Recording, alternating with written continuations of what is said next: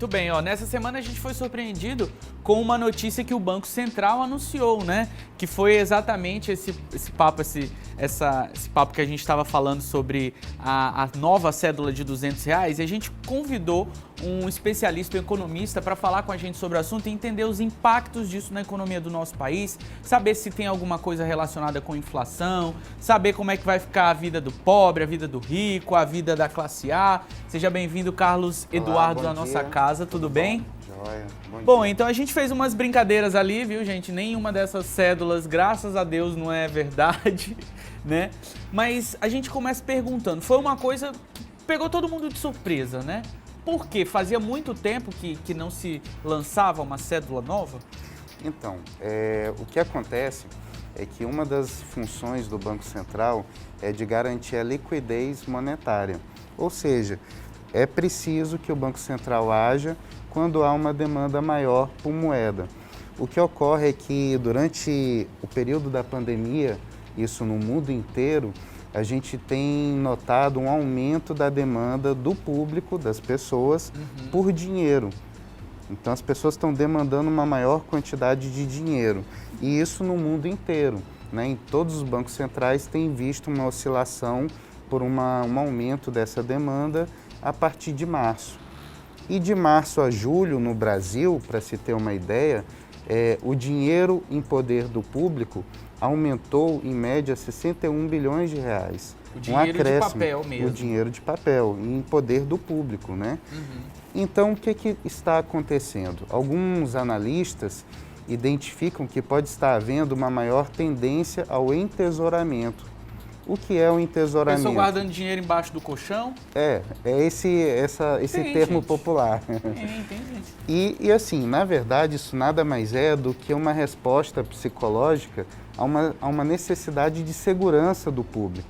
Então, o público, por estar querendo uma forma de fazer pagamentos no comércio, garantir um número de desconto maior, ele acaba fazendo o quê? O entesouramento. E esse entesouramento ele é algo previsto já nas teorias econômicas, né? Entendi. E é o que tem visto o Banco Central, em função disso, tentando garantir uma maior fluidez da circulação monetária.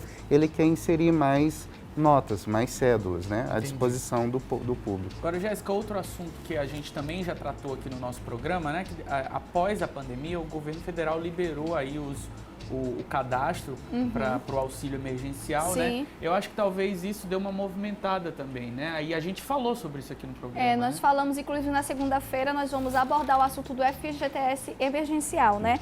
Agora, sim, muitas pessoas têm dúvidas como que funciona essa circulação de dinheiro, né? Como que é injetado esse dinheiro no mercado em geral. Como que funciona esse dinheiro novo? Como que é feito? A quantidade que pode ser liberada? Explica pra gente. Sim, essa é uma excelente pergunta, né? Porque existe uma dúvida com relação a essas questões e o que ocorre é o seguinte, o Banco Central, no momento de tranquilidade da sua gestão, ele está apenas garantindo essa liquidez e ele disponibilizou ao Conselho Monetário Nacional uma quantidade de recursos que sejam necessários para imprimir 450 milhões de cédulas. O quê? Ah, gente, dá para R$2, né? R$2. Dá para comprar uma banda de galeto. Então, são 450 milhões de cédulas de R$200. Perfeito. Caramba. Que dá 91 bilhões de reais. Que vão ser lançados até o final do ano. Que vão ser Ou que lançados, vão ser lançados de uma vez só. Não, vão ser lançados de forma gradual, conforme aumente a demanda pelo dinheiro. Então, 490 milhões de cédulas. Exato. Cara, é muita Jéssica, coisa. 490 milhões. Se você não pegar uma e não pegar outra, Agora me diz, é a própria derrota. o Banco Central, ele disponibiliza esse dinheiro, vai primeiro para os bancos, para as financeiras e a partir de lá que começa a gerar esse movimento com a população? Pois é, o que ocorre é que, primeiramente, o Banco Central vai fazer a sintonia de avaliar se está havendo, de fato, aumento da demanda. Digamos que esses 450 milhões de cédulas de R$200 está ali como uma forma de garantia. E na medida em que haja um aumento dessa demanda, aos pouquinhos ela vai sendo liberada. Entendi. Mais ou menos assim. Agora, Carlos, as pessoas mais velhas, né, que receberam essa notícia, elas ficaram um pouco assustadas, porque algumas décadas atrás, né, o lançamento de uma nova cédula geralmente queria dizer que o governo estava tentando acompanhar ali a inflação, né? Então dessa vez não tem nada, o real não está desvalorizado, não é nada disso. Perfeito. Essa é uma excelente colocação, porque é justamente por isso que o Banco Central não avisou com antecedência. Ele preferiu atuar pontualmente. Há uma previsão de que o lançamento dessa cédula seja para meados de agosto, segunda quinzena de agosto. E a partir daí é que de fato a gente vai conhecer como é a cédula, as especificações dela. Então, no intuito de não deixar o público assustado ou preocupado, ele preferiu não dar essa notícia com antecedência. Mas isso já estava dentro da programação a partir do momento que ele identificou que estava tendo uma maior demanda por dinheiro. Agora me diz uma coisa aqui, voltando assim, porque antes a gente já imaginava, nossa, tá com uma notinha de 100zinha, né, que é o peixinho, né? Nossa, tá com um peixinho aí no bolso. E até então foi batido o martelo que será o lobo-guará, não é isso? Agora me diz uma coisa, essa nota mais valiosa, ela vai diminuir a circulação da nota de R$100? É mais ou menos isso? Não. Ou as demais notas, né? De 5, a de 2. Isso, a de 50. Então, o que ocorre? Juntamente com o pedido para impressão de novas cédulas de R$200, também foi solicitado uma soma de recursos para impressão também de novas cédulas de R$100. Então, assim, é uma sintonia entre a quantidade de notas de cada uma. Sim. Logicamente, o interesse é que esses 91 bilhões de reais vão ser inseridos, mas dentro de uma base que já existe. Seriam substituições. E aí isso vai ser feito conforme a demanda. Gradualmente. E às vezes a gente fica até, várias situações que a gente leva até para brincadeira, que brasileiro e maranhense adoram um meme, como a gente viu das notas fiscais.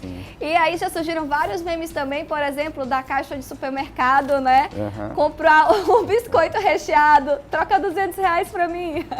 A gente fica para trocar 100 já é difícil, né? Imagina para trocar as notas de R$50, agora imagina trocar uma nota de R$200. Então é bom saber que vai acompanhar, né? E as pessoas não vão precisar se preocupar até com um troco de volta, que às vezes é complicado, né? Exato. É até uma informação que a gente gostaria de passar para o público, que ele pode ficar tranquilo. Hoje a inflação está em 12,13% no acumulado dos últimos 12 meses. O que significa isso? Que há uma estabilidade na variação dos preços. Os preços eles estão variando muito pouco, isso é bom. Isso garante o poder de compra da moeda, né?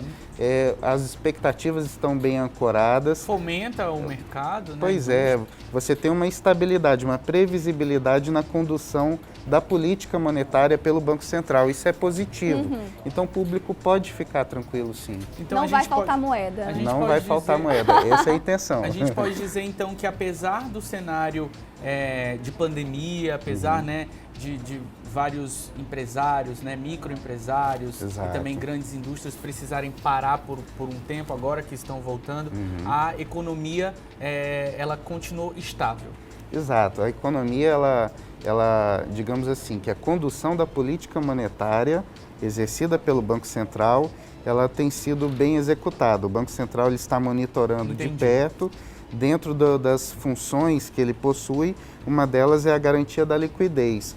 E isso, inclusive, atende a um perfil da população brasileira, que 60% da população prefere ter o dinheiro em mãos para fazer seus pagamentos.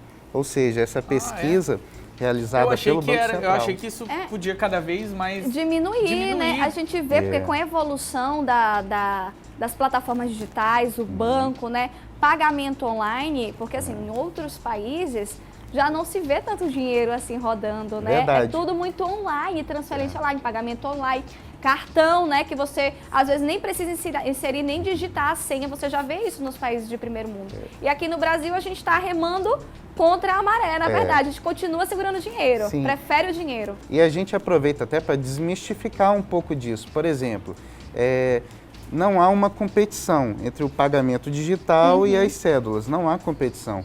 Então, o espaço do dinheiro está ali garantido. Sim. De fato, a gente tem no Brasil uma tendência a você ter preferência por pagar as coisas com o dinheiro. Aham. Isso faz parte de uma estrutura já tradicional da população, né? Uma forma comum de se pagar. Tanto Vale é, lembrar também pode que falar. muitos interiores aqui do nosso próprio Exato. estado, né, Exato. ainda não tem tanta, você não encontra com tanta facilidade, né, acesso à internet em algumas localidades, então por lá circula muito mais o dinheiro. Esse é o ponto. Mas eu queria perguntar para você, infelizmente, as questões, né, de corrupção, tráfico de drogas, né, quando a gente vê esses processos ilegais que acontecem, né, nunca deixaram de acontecer, geralmente as cédulas maiores estão lá, né, encontram maletas e maletas de 100, de 200, agora de R$200, né, isso vai facilitar essa prática? Então, o que ocorre é que assim, há uma certa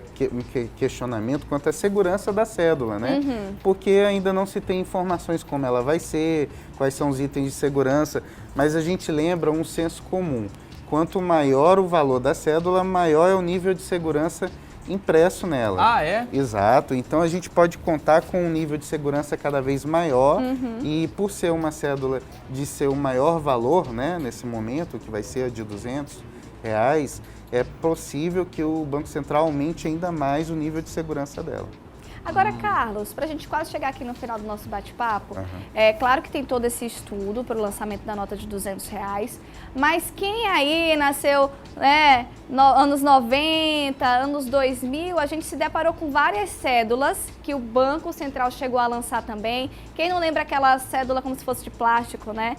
Cédula de R$2. Então, e ela ficou, se eu não me engano, por alguns anos e depois ela foi retirada. Corre algum risco de acontecer isso com a cédula de R$200 também? Aquela cédula de plástico de R$10, ela foi uma experiência. E na época se identificou que não foi muito bem sucedida, né? Havia uma certa rejeição do público com relação ao material daquela cédula.